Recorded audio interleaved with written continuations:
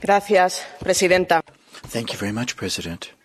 The ruins, the cadavers, the collapse, that is the result of this war, this terrible war of attrition, which has been initiated by Putin. Putin has already lost the war. Now it's our responsibility. What is our responsibility? To continue to support Ukraine so that it wins.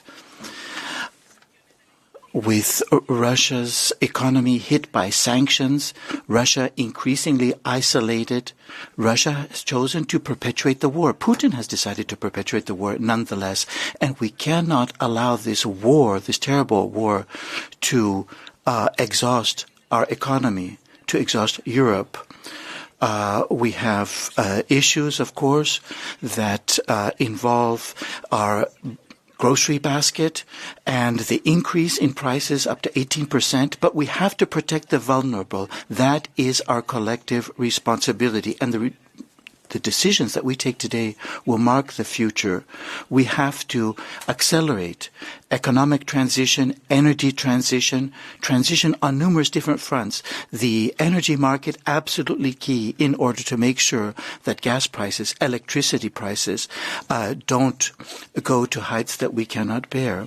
So we need conditions to be able to deal with the stress in the economy that exists right now. Today, 50%, a 50% increase is absolutely necessary on these different fronts, particularly zero emission and increasing competitiveness technologically, digitally, having supply chains that are effective. These are absolutely key to protect the European Union, to protect the welfare of our population.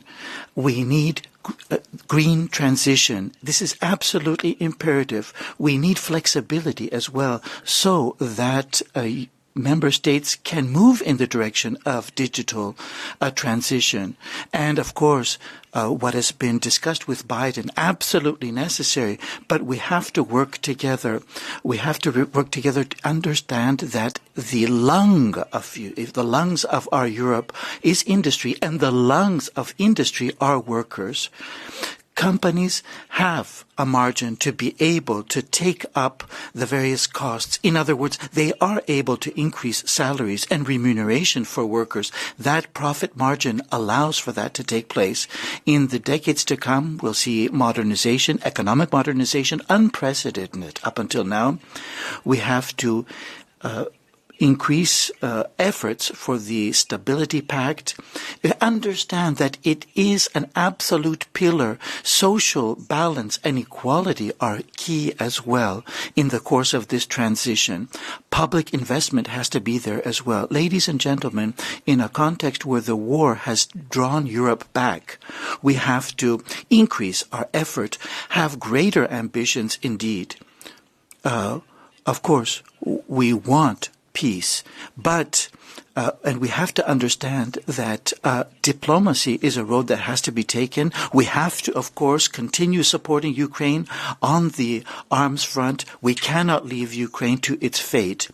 We have to maintain our cohesion, our unity. Now, with regard to the position of S&D governments concerning Ukraine.